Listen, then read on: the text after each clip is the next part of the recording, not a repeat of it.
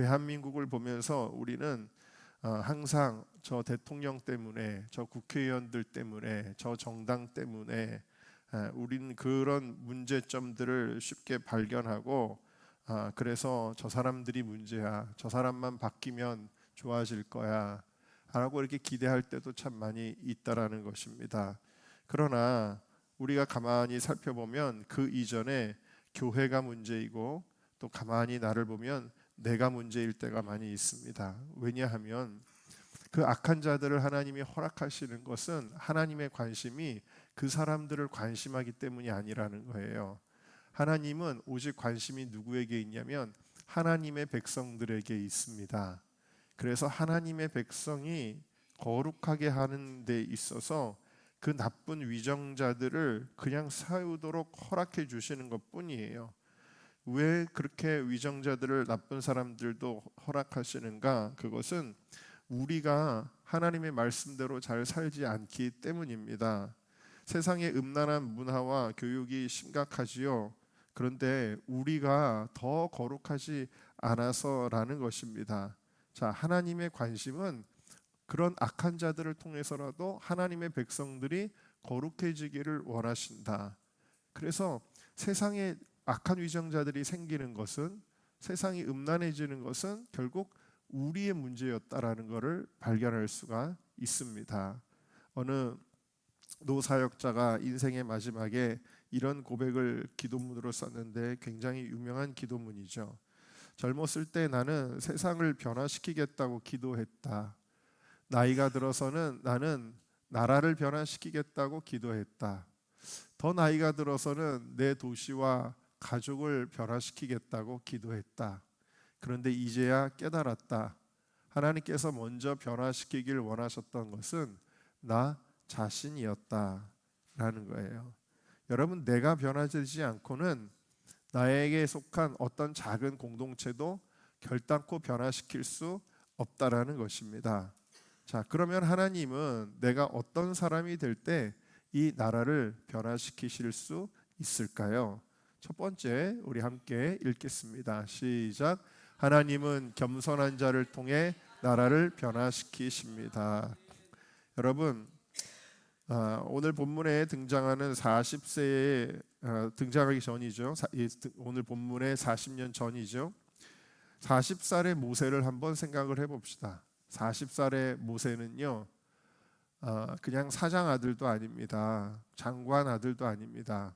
황제의 아들입니다. 곧 황제가 될 사람입니다. 모세는 권력의 정점에 있었을 뿐만 아니라 권세와 능력의 정점에 있었고요. 정의감도 있었습니다. 젊음과 건강도 있었습니다. 모세에게는 재력도 있었고요. 모세에게는 열심도 있었습니다. 자, 이러한 모세를 쓰는 게 당연하지 않겠습니까? 우리 생각에는 저런 사람이면은 한국 교회를 위해서, 대한민국을 위해서 크게 쓰임 받을 거야. 이게 우리의 일반적인 상식이 아니겠습니까? 그런데 이 모세가 하나님 나라를 위해 나섰는데, 다시 말하면 애굽 사회 전체를 변화시키겠다고, 이스라엘을 압제하지 말게 시스템을 바꿔보겠다고 나섰는데, 그 좋은 중심임에도 불구하고 모세는 철저하게 실패했습니다. 모세는 사람 하나 때려 죽인 걸로 아주 뭐라 그럴까요? 큰 죄를 뒤집어 쓰게 되었고, 또 같은 동족들에게도 원망을 받게 되고, 결국 광야로 들어가는 그러한 아주 비참한 실패를 경험하게 되어졌습니다. 그런데 하나님은 이 모세를 무려 40년 동안 연단을 하십니다. 아주 오랜 세월이죠. 4년도 아니고 40년 동안이나 연단을 하시고 연단을 하신 후에야 이 모세를 부르십니다. 자, 이렇게 모세를 40년 후에 부르신 후에 오늘의 모습이죠. 모세가 그러면 그동안에 어떻게 달라졌을까요? 물론 모세가 나이가 좀 더 먹고 흰머리도 났을 것이고 피부도 좀 주름살도 생겼을 것이고, 그런 변화가 아니라 모세에게 어떤 변화가 일어났을까요? 그것은 모세가 과거에 자기의 의로 이거는 옳은 일이야. 근데 그 옳은 일이라는 생각이 누구에게서 나왔다고요? 내게서 나왔다고요. 그걸 가리켜 자기 의라고 하는데 자기 의로 행동하던 사람 모세였는데 근데 이 자기 의의 사람이었던 모세가 민수기 12장 3절에 보니까 온유함이 지면의 모든 사람보다 뛰어났더라 그랬어요. 모세는 겸손한 사람이 되었고 하나님만 의지하는 사람이 되었습니다. 자신이 과거에 많은 것을 가지고 있을 때는 자기의 지위도 사용해 보려고 했고 능력과 권세도 사용해 보려고 했을 것입니다. 그런데 지금의 모세는요 오히려 아무것도 가지지 않은 양을 치는 사람인데 이때 요셉의 모습은 그저 하나님 앞에 의지하는 사람, 겸손한 사람이 되었다라는 사실입니다. 자, 이렇게 권세도 없고 능력도 없고 건강도 약해졌고 지혜와 총명 인간적으로는 그것도 좀 많이 쇠하였을 텐데 근데 하나님께서는 이때서야 모세를 부르셔서 쓰시기 시작합니다.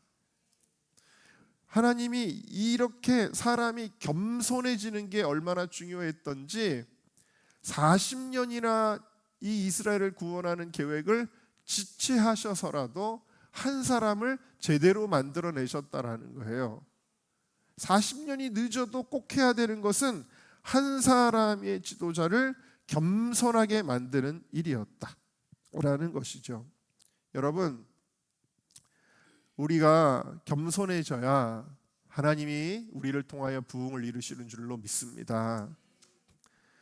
저는 명예욕이 있거나 권력욕이 있거나 그런 거는 확실히 남들보다는 좀 많이 없는 것 같습니다. 그런데 저에게도 약한 부분이 있는 것 같아요. 교만이라는 죄도 여러 가지 측면이 있잖아요. 근데 제가 좀 약한 부분은 사람들 앞에서 부끄럼 당하는 거에 대한 두려움이 좀 있는 것 같아요. 내가 나쁜 평판을 듣거나 누군가가 나에 대해서 나쁘게 얘기하거나 욕을 먹거나 하는 것이 싫은 게 제 안에 좀 있는 것 같아요. 그게 저의 약점이겠죠. 그래서 어떤 분들은 설교 시간에도 정치적인 소견을 아주 강하게 소신 있게 하시는 분들이 있는데 저는 수위 조절을 항상 하는 게 내가 욕 먹기 싫어서 그런 것도 있는 것 같습니다. 근데 그런 것들이 있는데 그런 거에 대한 훈련을 제가 2007년도에 한번 하나님이 크게 시키신 적이 있습니다. 그래서 네가 사람을 두려워하는지 아니면 하나님을 두려워하는지 그것에 대한 훈련을 한번 시켜주셨어요. 그래서 저의 자존심으로는 도저히 할 수 없는 일을 하면서 내가 이것을 사람을 두려워해서 한 게 아니라 하나님을 두려워해서 했다라고 고백했던 그런 큰 훈련이 한번 있었어요. 물론 굉장히 심적으로는 고통스러운 훈련이 있었습니다. 자, 그런데 얼마 전에 또 무슨 일이 있었냐면 그 홀리위크를 홍보하려고 영월에 목회자 450명이 모이는 포럼이 있었습니다. 거기에 홍보 기회를 얻었습니다. 이제 홍보 기회를 광고 시간에 얻었는데 이제 제가 기다리고 있었어요. 먼저 다른 광고가 있었습니다. 그런데 거기서 이제 글로벌 기도 센터라는 거를 세운다. 이제 우리 연합단체죠. 이번 홀리위크 연합단체 그 글로벌 기도 센터를 세운다. 얘기를 들었는데 너무 돕고 싶다라는 마음이 많이 들었어요. 또 하나는 이번 홀리위크 때 우리와 연합해서 우리를 돕는 단체이기 때문에 내가 성의를 보여야 된다라는 그런 마음도 있었습니다. 그래야 더 협조가 잘 되고 연합이 더 잘 되지 않겠나 하는 생각을 가졌습니다. 그래서 그 광고가 끝이 나고 제가 딱 나왔습니다. 모든 헌금은 첫 번째 누군가가 헌금을 딱 하는 데서부터 뭔가 분위기가 일어나고 역사가 일어나잖아요. 그래서 제가 그 역할을 좀 하고 싶었습니다. 그래서 그 광고를 듣는 동안에 제가 핸드폰으로 헌금을 했습니다. 온라인 입금으로 헌금을 했는데 헌금을 얼마를 했냐면 100만 원을 했습니다. 그리고 이제 제가 딱 광고 시간이 돼서 너무너무 이제 이 자리가 좋고 뭐 이야기하면서 이렇게 귀한 글로벌 센터를 세우는데 기도 센터를 세우는데 저도 마음이 감동이 돼서 제가 첫 번째 헌금을 드립니다. 이러면서 내가 100만 원을 드렸습니다라고 말하는 게 이게 좀 약간 민망한 거예요. 그게 뭐 엄청 큰 돈도 아니고 뭐 그렇다고 작은 돈도 아니고 애매한 돈이라서, 그래가지고 제가 그냥 분위기가 웃게 넘어가게 하려고 그냥 제가 좀 헌금을 했습니다. 동그라미가 하나, 둘, 셋, 넷, 다섯.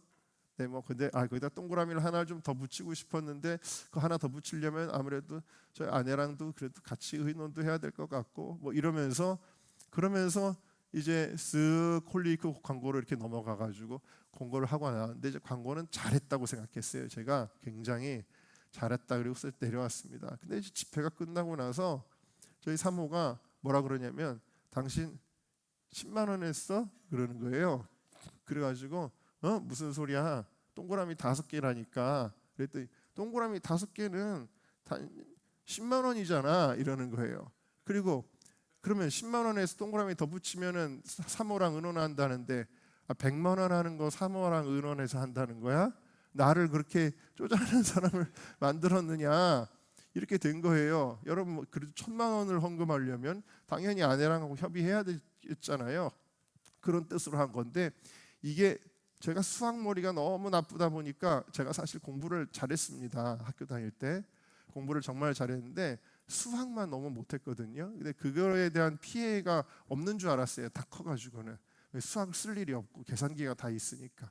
그날 근데 어떻게 동그라미를 하나를 잘못 써가지고, 그래서 저는 아주 거창하게 10만 원 헌금, 뭘 적은 돈은 아니죠. 뭐 10만 원조차도. 근데 그래도 100만 원 한 건데 10만 원 헌금하고는 뭐 헌금에 대한 얘기를 거창하게 하는 사람이 돼버린 거예요.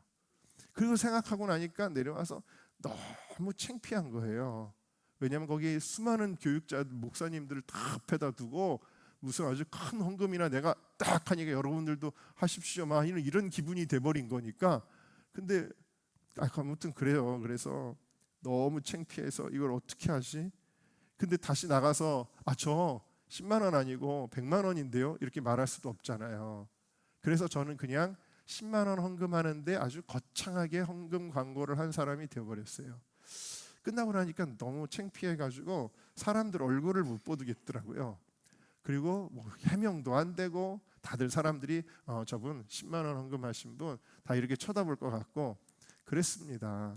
그래가지고 이제 빨리 이제 서울이나 올라가야 되겠다 막 이런 생각이 이제 들었는데, 그 와중에 제 마음속에 들은 생각이 있었어요.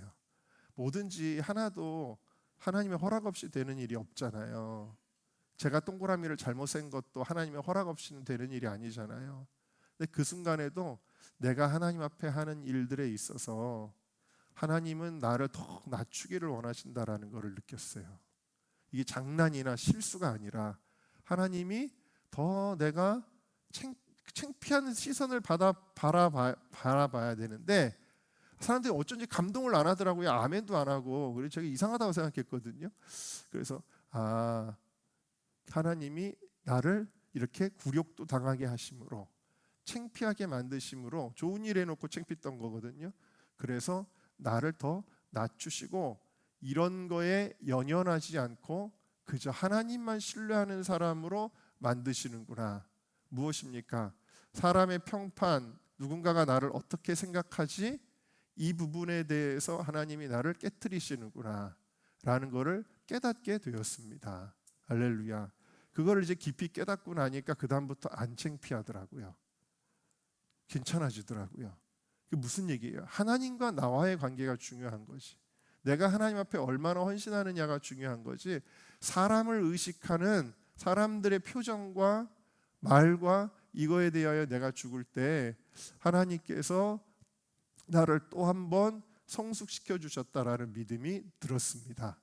그래서 손해난 게 없어요. 할렐루야. 얘기가 좀 장황했습니다만 여러분, 우리의 삶 속에서 크고 작은 연단이 있는데요. 그 연단을 통해서 우리가 해야 될 일은 우리의 교만, 우리의 자기의, 나의 자아를 내려놓아야 됩니다. 그리고 우리는 순종의 사람이 되어야 됩니다. 하나님만 의지하는 사람이 되어야 합니다. 그럴 때 하나님께서 우리를 쓰신다라는 것을 믿으시기 바랍니다. 베드로전서 5장 5절에서 6절을 같이 읽습니다. 시작. 하나님은 교만한 자를 대적하시되 겸손한 자에게 은혜를 주시느니라.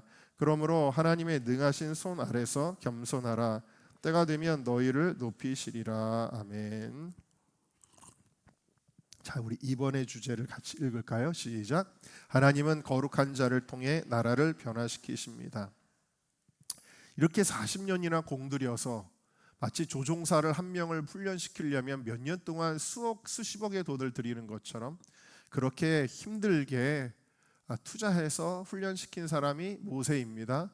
이제 모세를 출격시켜야 되는데 출격장에 가다가 갑자기 하나님이 저 모세 버려 그러는 겁니다.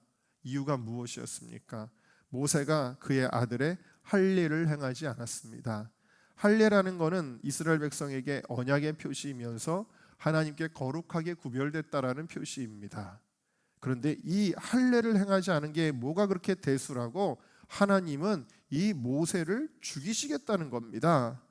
이때 십보라가 상황 파악을 빨리 하고 돌칼을 가져다가 얼른 자기 아들의 양피를 베어서 이 하나님 앞에 문제되었던 것을 해결합니다.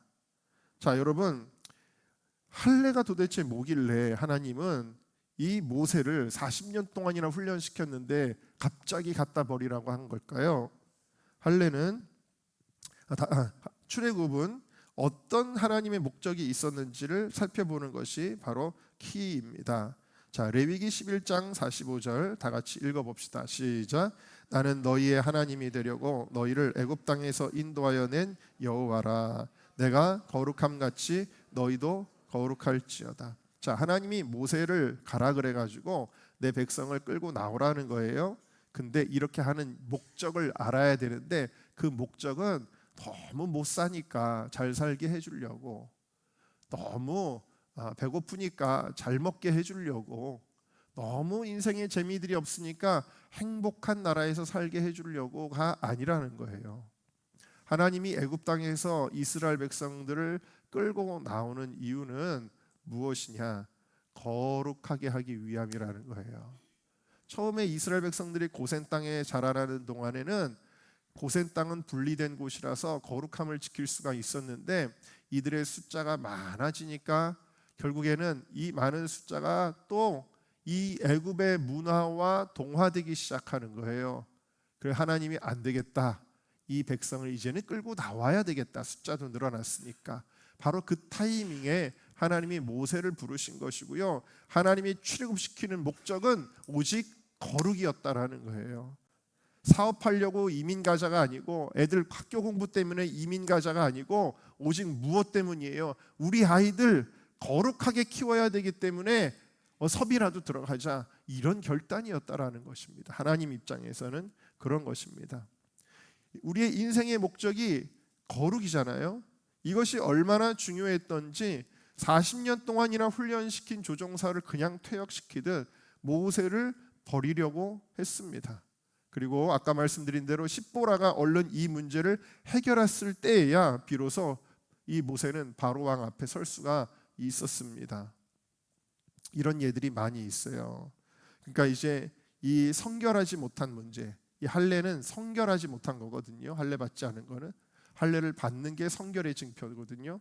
그러니까 하나님은 음란한 사람들을 거룩하게 변화시켜서 나라를 변화시킨다라는 거죠. 여러분, 이스라엘의 요셉만큼이나 아주 중요한 지파가 하나 있는데 그게 유다 지파예요. 여러분, 유다는요 얼마나 음란한 죄를 지었는지 아십니까? 창녀를 찾아 돌아다니다가 창녀랑 음행을 하는데 알고 보니까 그 창녀가 자기 며느리였어요.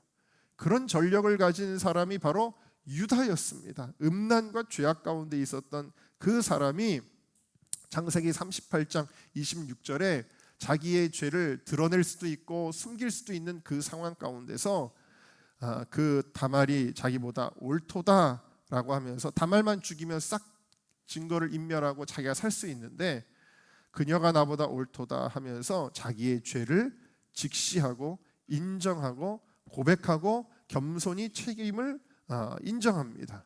이것은 유다가 자신의 죄를 회개하는 그 모습의 상징적인 모습이었다라는 것이죠. 자, 이렇게 유다가 여기서 회개하지 않았다면 그가 변화될 수가 없었을 거예요. 유다는 어떻게 변화됐냐면 후에 베냐민을 살리기 위해서 자기의 생명을 걸죠. 아버지를 설득하기 위해서 자기의 자식의 생명도 거는 사람이 됩니다.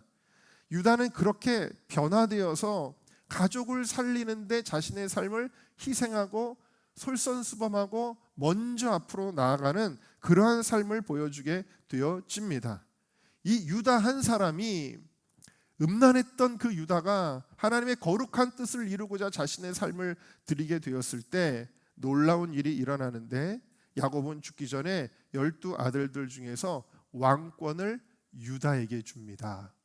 그리고 이 왕권은 그냥 왕권이 아니라 다윗까지 나오는 어떤 훌륭한 왕이 나오는 왕권이 아니라 우리를 구원하기 위해 오시는 예수 그리스도의 왕권의 족보가 되어진 줄로 믿습니다. 놀라운 변화가 일어난 거예요. 한 사람이 변화될 때 그런 일이 일어났습니다. 고린도전서 6장 9절에서 11절을 읽어볼까요? 시작. 너희 중에 이와 같은 자들이 있더니 주 예수의 이름과 성령 안에서 씻음과 거룩함과 의롭다 하심을 받았느니라. 아멘. 여러분, 고린도전서 이 시대의 고린도 교회는요, 교회는 나오는데 여전히 고린도 문화, 아주 음란한 문화가 판을 쳤잖아요. 근친상간의 음란도 있었고, 막 동물하고 하는 음란도 있었고, 별의 별 음란이 다 있었거든요. 근데 그런 음란한 문화에 살던 사람들이 예수 믿었다고 그 삶이 바로 변하지는 않았다라는 거예요. 그런데 이들이 주 예수의 이름과 성령 안에서 씻음과 거룩함과 의롭다 하심을 받은 줄로 믿습니다. 여러분, 이렇게 사람들이 변화될 때 어떻게 됐냐면 이 사람들이 죄에서 떠나 거룩하게 되어지고 바울의 편지를 받으며 교회의 지도자들이 되고 사역에 쓰임받는 자들로 성장하게 되어서 결국 이 음란했던 고린도 교회에 이 사람들을 통해서 고린도 도시에 복음이 전파되고 많은 부흥의 역사들이 일어나게 되어집니다. 할렐루야. 여러분, 우리 중에도 이와 같은 자들이 있을 수 있지만 예수님의 이름과 성령 안에서 여러분들은 씻음과 거룩함과 의롭다 하심을 받게 되어지는 줄로 믿습니다. 자, 그래서 여러분, 나라를 변화시키겠다라는 홀리위크, 이러한 거창한 명제를 두고 사역을 준비하다 보면 하나님이 주시는 깨달음이 항상 있습니다. 그게 뭐냐면 하나님은 어떤 사람을 쓰실까요?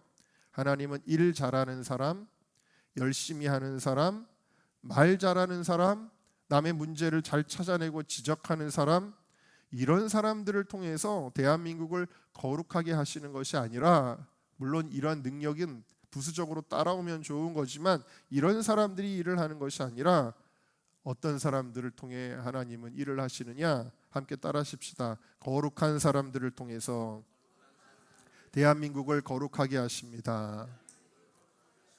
하나님은요, 거룩한 사람들을 통해 쓰시는 거예요. 만약 그렇지 않다면 40세의 모세를 썼을 거예요. 하나님은 거룩한 사람들을 쓰십니다. 그래서 우리의 기도 제목은 주여 나를 굴복시켜 주시옵소서, 주여 나를 변화시켜 주시옵소서. 이것이 우리의 기도가 되고, 그래서 내가 변하면 가정이 변하고 교회가 변하고 도시가 변하고 국가가 변하는 줄로 믿습니다. 자, 그래서 어떻게 우리는 그러면 그 거룩한 사람이 되느냐 하는 거예요. 어떻게 거룩한 사람이 되느냐? 첫 번째, 함께 읽어보겠습니다. 시작. 진정한 회개로부터 변화가 일어납니다. 사도행전 2장 38절 읽겠습니다. 시작. 베드로가 가로되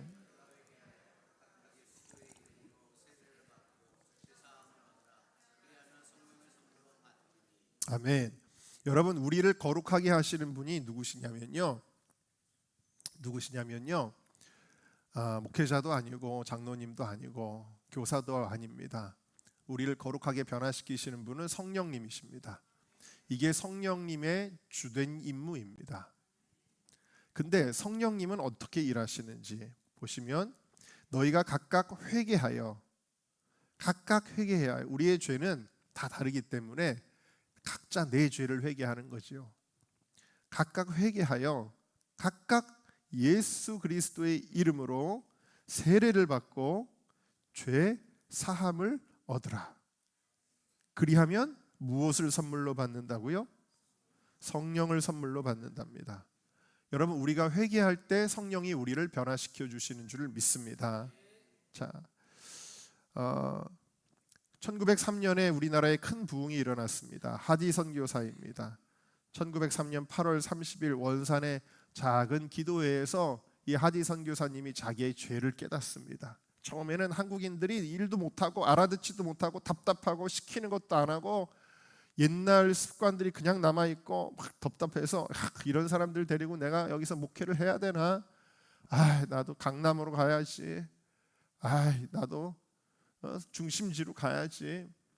막 이러면서 아주 좀 깔보는 마음, 이런 사람들, 너무 밑바닥인 사람들, 이런 마음이 이 하디에 있었다라는 거예요. 그런데 하나님께서 그의 마음속에 죄가 생각나게 하시는데 여기서 부흥이 일어나지 않는 것은 바로 나 때문이구나, 이 사람들 때문이 아니구나. 그러면서 그가 고백합니다. 제 마음 은밀한 곳에 한국인들을 멸시하는 우월감이 있었습니다. 그들을 사랑하지 못했습니다. 내 안에는 하나님을 전적으로 의지하기보다 나의 능력을 의지하는 교만이 있었습니다. 나는 죄인입니다 하고 목사님인데 성도들 앞에서 자기 죄를 고백합니다. 이때 하디의 고백을 통해 원산에 큰 부흥이 시작합니다. 놀라운 회개 역사들이 일어납니다. 이렇게 회개를 해야 되는데 어떤 사람들은 이런 마음이 들 수가 있어요. 목사님, 저는 아직 준비가 안 됐나 봅니다. 내 안에는 아직 인간적인 혈기가 막 올라옵니다. 나는 음란한 꾸정물이 올라옵니다. 그러니까 나는 지금 그러면 아무것도 하면 안 되겠네요. 나는 뭐 홀리익 한다 그러는데 나도 거기 가면 안 되겠네요. 나는 준비가 안 됐으니까. 혹시 이러한 사람들이 계시나요? 나는 겸손하지도 않고 거룩하지도 않으니 주를 위해 일할 수 없겠다, 아니 하면 안 되겠다라고 생각하시는 분들이 계십니까? 혹은 내가 회개하려고 해도 회개조차도 잘 되지 않네, 회개도 잘 안 되고 기도가 잘 안 되는데 저는 뭘 합니까? 이렇게 생각하시는 분들이 있을 텐데요. 마지막 주제는 이것입니다. 우리 같이 읽어볼까요? 시작. 하나님 나라를 위해 나 자신을 드릴 때 변화가 일어납니다. 네. 저도 그래요. 홀리위크라는 집회인데 내가 홀리하지 않은데 내가 왜 홀리위크를 준비해야 됐을까? 그러면서 그래도 자꾸 의식이 되니까 내가 홀리위크를 준비하니까 내가 이러면 안 되지 하면서 스스로 복종케 합니다. 스스로에게 채찍질을 할 때가 얼마나 많이 있는지 모릅니다. 어쨌든 나는 너무 자격이 안 되는데 하는 생각이 머릿속에서 끊이지 않을 때가 많다라는 거예요.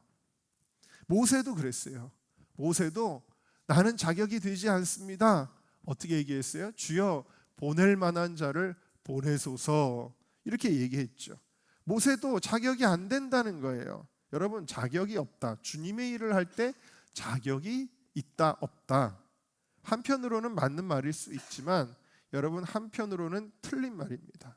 왜냐하면요, 우리가 거룩해야 되고 우리가 겸손해야 되는 거가 맞습니다만, 그런데 우리는 사실 온전한 자격을 갖출 수 없는 인간이라는 거예요. 우리는 연약한 존재의 그 범위를 죽을 때까지는 넘어설 수 없기 때문에 여러분, 우리가 기억해야 될 거는 뭐냐? 언제나 자격을 갖출 수 없는 우리들이지만, 그런데 하나님 나라를 위해서 우리가 헌신할 때 우리를 변화시키시는 누구라 그랬죠? 성령님이 역사하신다. 자, 아까는 회개할 때 성령을 선물로 주셔서 성령이 우리를 변화시킨다 그랬잖아요. 근데 그것만으로 끝나는 게 아니라 사도행전 5장 32절을 읽겠습니다. 시작. 하나님이 자기를 순종하는 사람들에게 주신 성령도 그러하니라 하더라. 자, 여러분, 뭐예요? 내가 자격이 안 돼도 순종할 때 누가 역사하시는 거예요?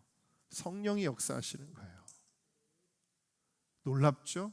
성령의 역사는 우리가 불길 같은 성신여 찬송 부를 때만 임하는 게 아니에요. 우리가 하나님 나라의 일에 비록 나는 연약하고 부족하지만 순종하며 나아갈 때 성령님이 우리와 함께 하신다. 그 과정을 통해서 성령님이 우리의 인격을 변화시키시고 진짜 준비된 자로 만들어 가신다라는 사실입니다. 여러분, 우리는 수많은 죄성에 얽매여 있습니다. 중독에 빠져 있는 사람들이 많이 있습니다. 그래서 우리의 육체, 우리의 마음, 우리의 생각 이런 것들이 자꾸 죄 짓는 데 쓰여질 때가 많이 있지요. 죄의 도구로 쓰여지지 말아야 합니다. 여러분, 우리의 마음과 감정은 하나님의 사랑에 감격하고 감사해야 될 감정이거든요. 자, 주님의 일에 헌신되어야 할 육체다라는 거예요. 자, 그래서 로마서 6장은 이렇게 이야기하시는데요. 같이 읽습니다. 시작. 그러므로 너희는 너희 죄로 너희 죽을 몸에 왕노릇하지 못하게 하며 쫓지마. 또한 너희 지체를 불의의 병기로 죄에게 드리지 말고 죽은 자 가운데서 다시 산 자같이 하나님께 드리며 너희 지체를 의의 병기로 하나님께 드리라. 또 로마서 12장 1절입니다. 시작. 그러므로 형제들아 내가 하나님의 모든 자비하심으로 너희를 권하노니 너희 몸을 하나님이 기뻐하시는 거룩한 산 제사로 드리라. 이는 너희의 드릴 영적 예배니라. 자, 우리의 몸을 우리의 마음을 하나님께 자꾸 드리래요.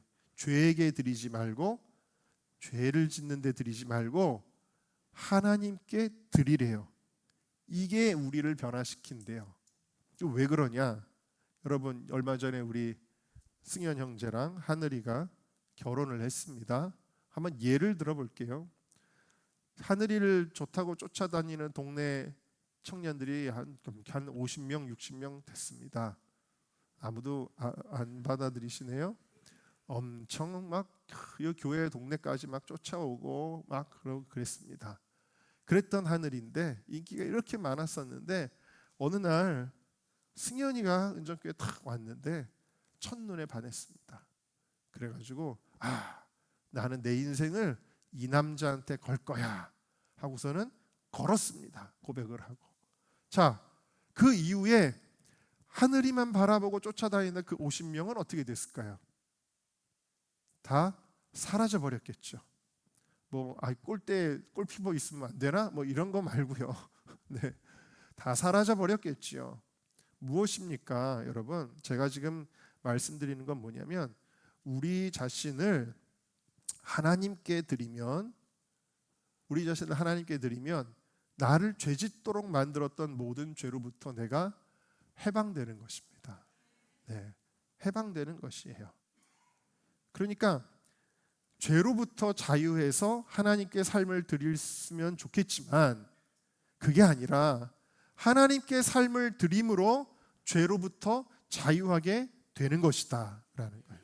로마서 6장 16절 읽어볼까요? 시작.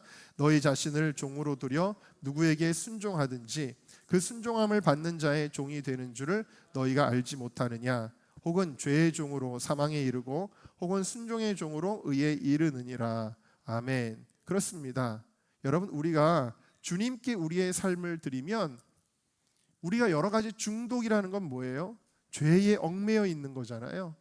근데 우리가 주님께 우리 자신을 드리면 그 드리는 순간순간마다 나는 죄의 종이 아니라 예수님의 종이 되는 것입니다. 성령님의 종이 되는 것입니다. 그래서 여러분들이 예배 드리는 게 중요한 거예요. 이 예배가 하나님께 내가 드려지는 거의 출발점이기 때문이거든요. 여러분의 삶을, 여러분의 생각을, 여러분의 의지와 노력과 에너지를 하나님께 드리시기를 주님의 이름으로 축원합니다. 그래서 놀라운 게 뭐냐? 우리가 예를 들면 홀리위크를 위해 헌신하는데 홀리위크를 위해 헌신하다가 성령을 받는 거예요. 나라를 변화시켜 달라고 기도하는데 성령이 내 안에 오셔서 나를 변화시켜 주시는 거예요. 그러니까 여러분, 지금 내가 좀 겸손하지 않아요? 지금 좀 내가 거룩하지 않아요? 내 안에 죄의 문제가 여전히 남아 있어요. 그럴지라도 우리가 회개하는 마음으로 나아가는 것은 물론이고 또 한 가지 어떻게 해야 됩니까? 주님의 일에 내가 헌신하며 순종하며 나아가야 돼요. 나는 자격이 없으니까 못 가. 난 이번 홀리위크 못 섬겨. 나 지금 너무 더러워서 안 돼가 아니라 나를 변화시키시는 성령님은 자기를 순종하는 자에게 주시는 성령이라 그랬으니 여러분 홀리위크를 위해 기도하는데 나라가 거룩해지기 전에 하나님은 먼저 나를 거룩하게 만들어 주실 것이다. 나라를 겸손하게 하기 전에 나를 먼저 겸손하게 하실 것이다. 이 모든 과정들, 준비, 기도에 뭐 섬기는 거, 세팅하는 거 이런 것조차도 다 하나님 쓰셔가지고 우리를 변화시키실 것이다. 그것을 믿으시기를 주님의 이름으로 축원합니다.